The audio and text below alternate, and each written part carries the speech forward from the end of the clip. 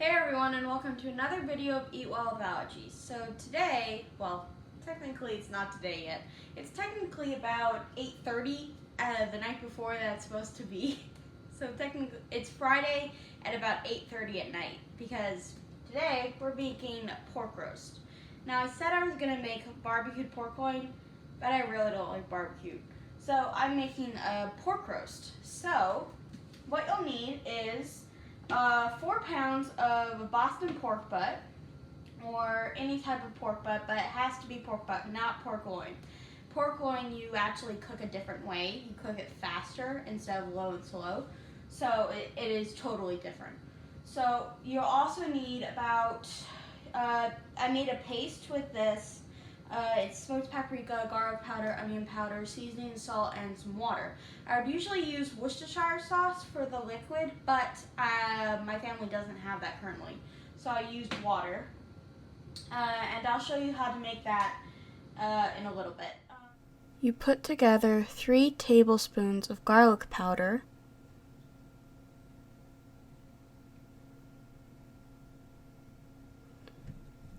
and you can add as much as needed in what you want. And then you add 3 tablespoons of smoked paprika, and again, you can use as much as you want, and I'm about to make a mess, probably.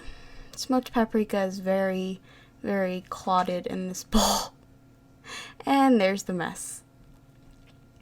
Next ingredient is onion powder, and you'll also need 3 tablespoons of that. You're having equal portions of everything except the seasoning salt, because my dad doesn't like as much salt because he said it's going to kill him. So I add a little less salt to everything because you can always add salt to your pork later. Next is the seasoning salt, and for that you are going to add about 2 tablespoons. So just add it. It doesn't matter if your tablespoons are over or under, just around that measurement. And now you're going to add about a 1/4 cup of water. I tried to measure, it doesn't work. It changes every time. I've only made this recipe twice so far, but it's very good. So you mix up that until it becomes a paste. You add as much water as you need, and that's about, actually it's about a 1/2 cup there. And you mix it until it's a paste, and I actually wanted more paste, so I added 1 tablespoon extra, but it still adds to 3 tablespoons because I only added 2 tablespoons beforehand. So you see that it's a reddish color, and I just added some of each thing because I wanted more paste, because there's a lot of meat and such a little bit of paste. So you make as much as you want, and you add a little more water until you have the consistency you want. And it really changes for every person. You can make a thinner paste, so it's more of a liquid, and I've just experimented with this a couple times, and it is delicious. My family liked it a lot, and that's basically how you make the paste for our pork butt. A little bit. And I also have about 8 cups of water here, and I just put about maybe a couple tablespoons of chicken bouillon in it because it adds a little flavor. Last time I made this, I've only made this version 2 times so far. It didn't have as much flavor as I wanted. So let's get started. So as you see, I have my Algebra 2 book here because I needed height for my pork butt. So we're going to put this paste on here. You're going to want to get your hands in. So there's no easy way to get about this. You want to slather that rub on. And the pork butts liquid will get it on sort of too. You'll want to get your hands in. There's no easy way about this. So as you see, the smoked paprika is getting that color in, and that's going to look gorgeous. And this is about half the paste, and you'll want to get this into all the crevices that you have. There's no easy way about this. you can't use a spatula because it's too thick. You just want to rub it in, and we'll. Did I start the timer? Yes, I did. Oh, thank goodness. So I'm just spreading this around everywhere. And I'm using like a circular motion because I think that gets it in. You want to get this into every crevice. This was part of usually a Boston butt. It has a bone in it, but we got about an 8-pound pork butt, Boston butt, so I cut it in half, and the other half with the bone in it I already used. So this is the boneless part. And if you want, you can, I think there's enough paste here that you can try and spread it out, like create a thin layer where it's all covered like that. If you can. It's a very good way about it. So just kind of press it, try and make a thin layer, and that should work. And another thing, when we put this into the crock pot, you don't want to pour the water directly on it because it'll get all that paste off. So we're gonna switch this over, and some of the paste came off, but we can just get it back on. So like I said, there's no easy way about this.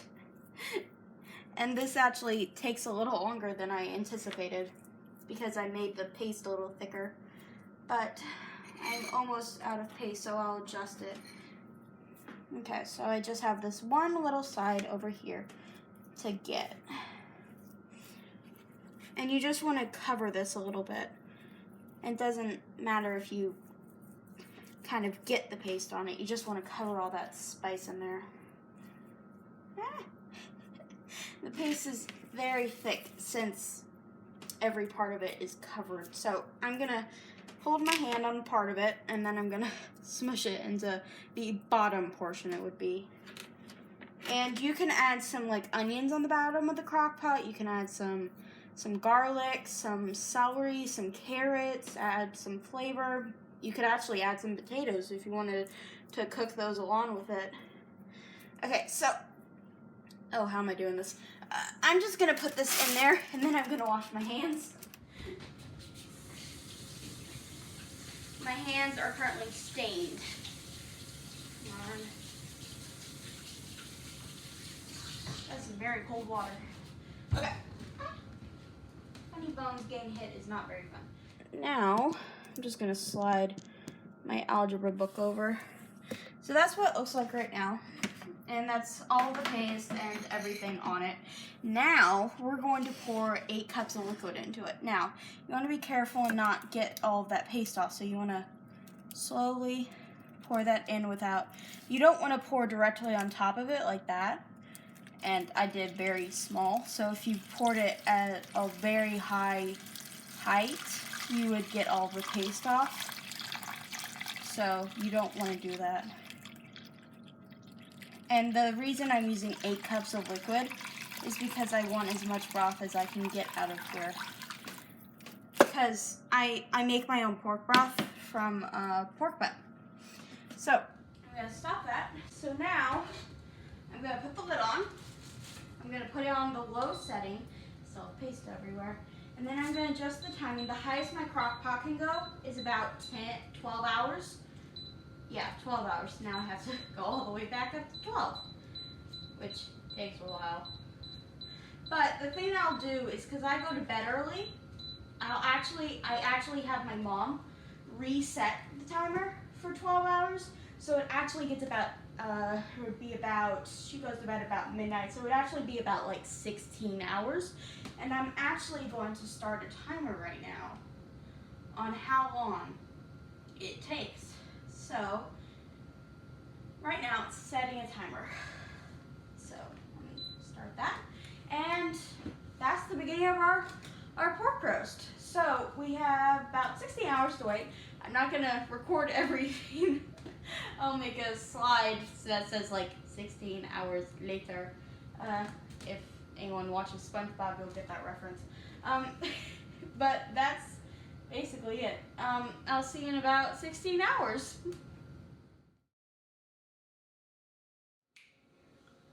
Okay, so it's the next morning. It's 13 hours later. So this has been cooking for 13 hours, and I'll show you what it looks like if I can not burn myself on the lid. So this hasn't been touched, and this is what it looks like. It looks delicious. And I'm actually gonna go get my algebra book because I need that height.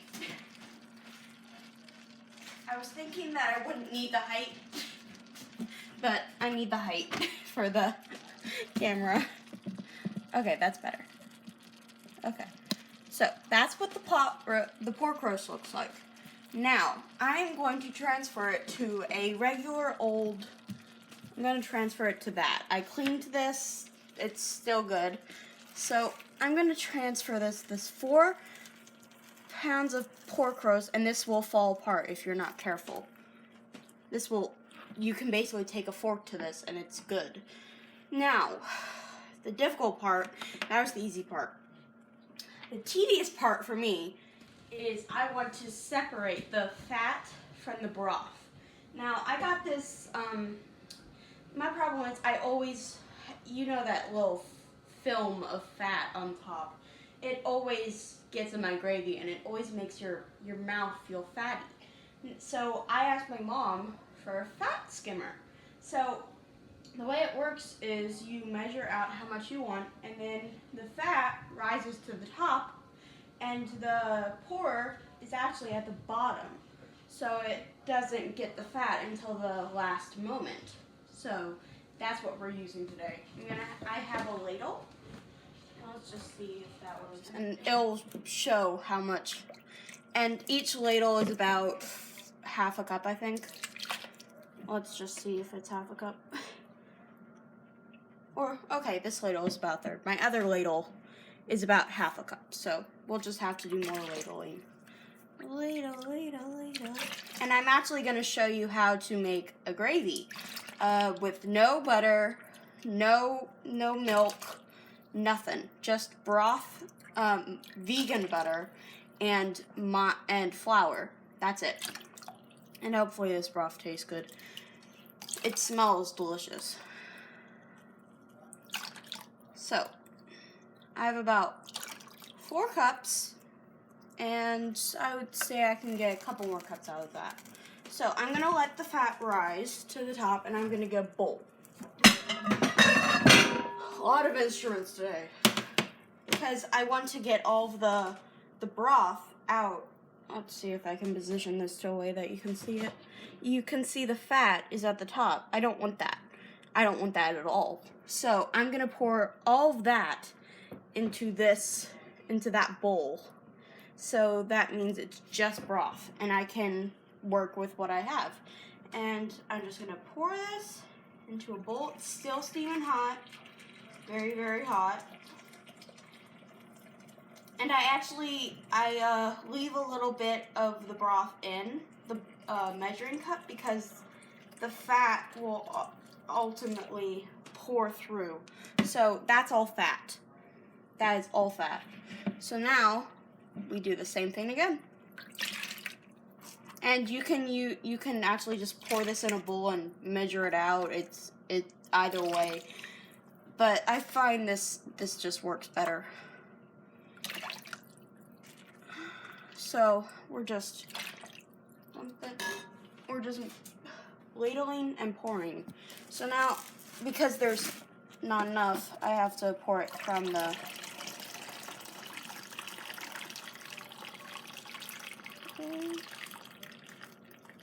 okay. So there we go. That's all of the broth. All of it. That's a little over 8 cups. And I'm a little startled because of that. So I'm just going to carefully pour, because I don't want all of that fat. There's like an inch of fat. I don't want that at all. Hopefully this broth tastes good though. And this is basically what I do when I make a pork roast, a pot roast, anything in a slow cooker, is I make a broth. And it is, I think it's delicious when you're making like soups or I think it's just that when you're making soups. Now, let's see, how much do I have here?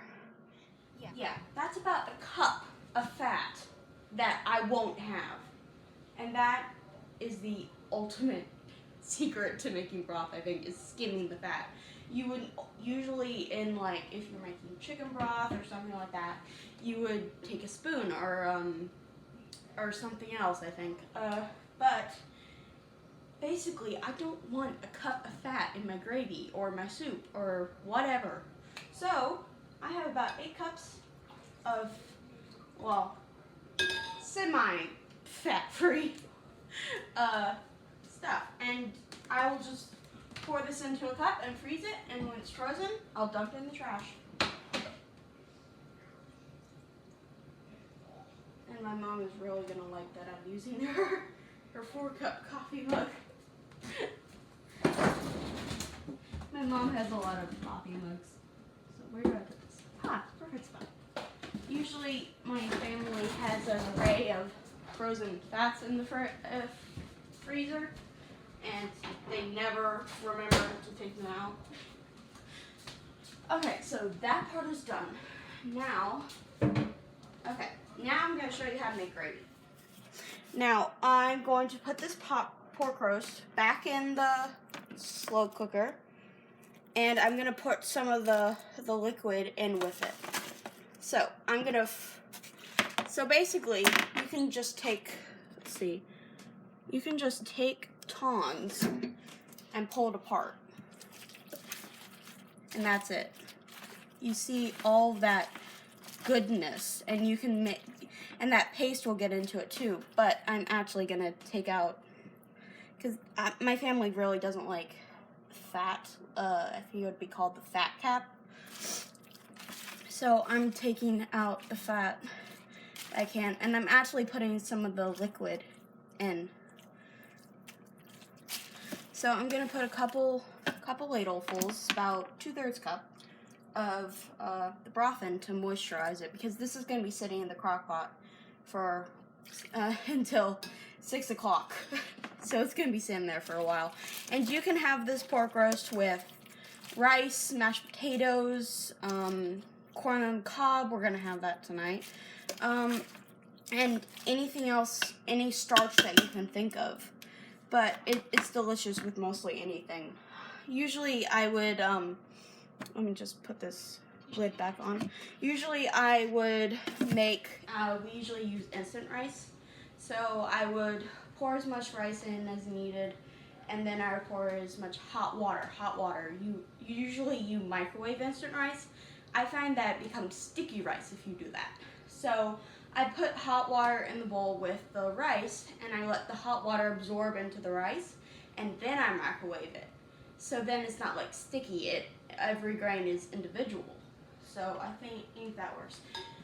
Now for changing positions. Okay, so I've kind of wiped down my area, hopefully. And now we're gonna get into my favorite part, the gravy. So now I'm gonna move this crock pot somewhere. Okay, how am I doing this? Excuse me. A lot of space taken up right now. Okay, so let's see. Actually, just conniving here. Okay, so let's see how this works. Okay, that doesn't work. Let's see. So that's the pot I'm using. Perfect. Okay, so you can see everything that I want. So now I'm gonna take my butter, and this is just Smart Balance. It has no butter. It has no milk whatsoever. It's a combination of canola oil, palm oil, olive oil, sunflower, and a bunch of other stuff. So I'm gonna turn on my stove, my oven. Not my oven, my stove. I want my stove on. Okay, so I'm gonna take a couple tablespoons. This is purely by eye. My gravy is purely by eye every time. So we're gonna let this melt. I really don't like sitting around, so I have my pot on the highest heat it can be. So we're just gonna wait for that to melt, and then we're gonna add flour. And usually I would have my rice going at the same time and my brother's gravy at the same time, but it's currently about 10 a.m. My gravy can sit around for hours, and all you have to do is heat it up. So I'm gonna make mine ahead of time, and that'll save me some time beforehand. So let's see what else. Pork roast, or I explained that. Gravy, or I explained that. I think I've explained everything until we get to the actual gravy part. So I can't think of anything else to talk about. So that's it. I actually I videoed me making the paste beforehand, and I actually voice-overed that, so that's why my voice is a little different on that part, because I was speaking directly into a mic. So we have about maybe 3 tablespoons of butter here. Well, I say butter, it's technically dairy-free butter, but it, in my mind, is butter. So we have it boiling right now, and now we're gonna add flour. Careful not to get it onto your stove. So you're gonna add as much flour until, now that kind of consistency doesn't do anything for me. So you want it this is what you call a roux, R-O-U-X. So I'm making a roux right now, really old-fashioned. People in my small group, they're like, oh, you're doing the old-fashioned gravy. It's the only kind of gravy I can have. So this is like maybe 3 tablespoons of flour, maybe 4. And we're mixing this up, and that is the consistency I want. You can stick it together, you can mold it, that kind of thing.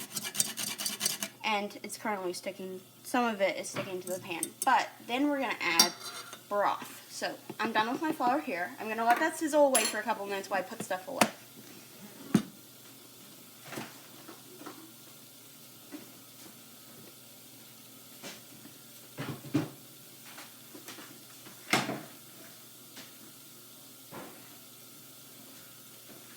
You want to free up as much space as you can while you can. So I'm gonna I always get a little flour everywhere when I'm using flour. So I'm not surprised I got flour on my stove. So now my favorite part. So now we're gonna take this broth, and this is purely by eye. I don't have a certain measurement for this. I'm going to take a ladleful, which is about a 1/3 cup. So I'm going to take a ladleful, and that sound is wonderful. So now, it's basically become a thicker ball. It sticks together more. It's kind of like a choux pastry, I think. So that is the consistency there. And then we're going to add another 1/3 cup. And it keeps bubbling around, and then we're gonna just calmly stir and try and get that roux into every part. And it might splash you. It very well might.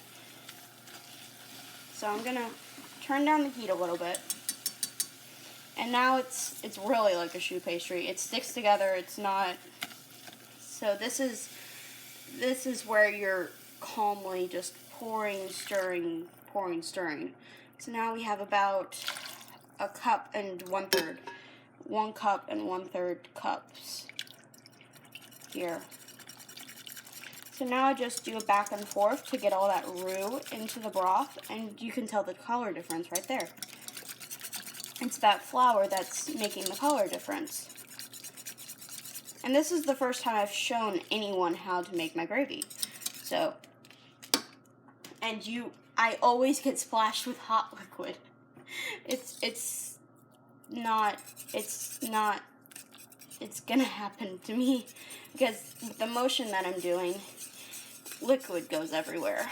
And I know it looks lumpy, but this is where this back and forth motion will help. Now this is a very, very thick gravy. You can see it's so thick that it's not even doing a soft boil, is what I call it. So you're gonna put more liquid in, and that's about 2 cups. And then you're gonna stir the liquid into the already gravy, and you just get it to, you keep adding liquid until you have the consistency you want. And that's basically my gravy to everything that I can find. You add it's butter, flour, and broth. That's it. And sometimes I use like bouillon, and that makes a really nice gravy because it has all that flavor. And that's basically the consistency I want. There's no other way to, it kind of keeps its shape, but it falls and it's not sticking to the whisk. So now I'm gonna let that boil for a couple minutes to kind of cook that flour, I would say. And I have about 4 cups of liquid, or 6 cups of liquid left. So now I'm gonna clean up while that boils away around the stove, because the stove is always a mess when I'm making stuff. And you want to stir it because you don't want it sticking to the bottom. And you can see the kind of boil that it's doing.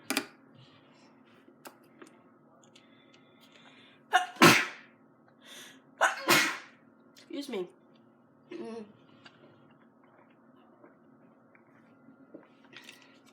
Allergies are killer.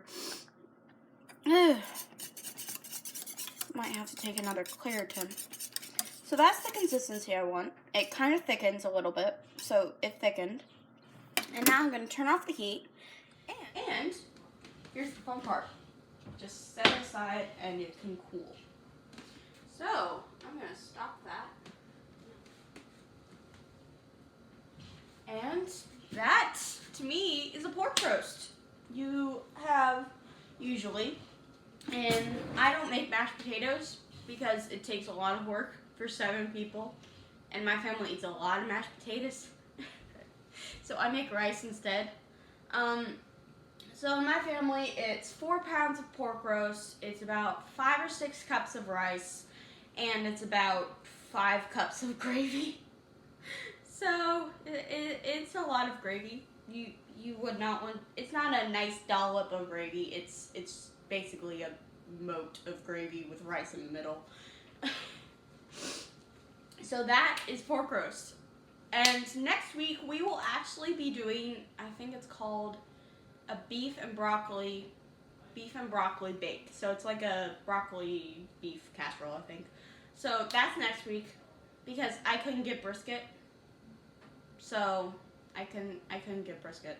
So we'll basically be notching it down. Brisket is very expensive. It was like $60 for 8 cups. So brisket is very expensive. I do not envy the restaurant industry who does brisket like in the South. So that is my video. Please subscribe, comment, go to my Facebook page, every one of those, and just find out about me. Watch my allergy story, my eczema story, all of that kind of stuff. And I'll see you next time.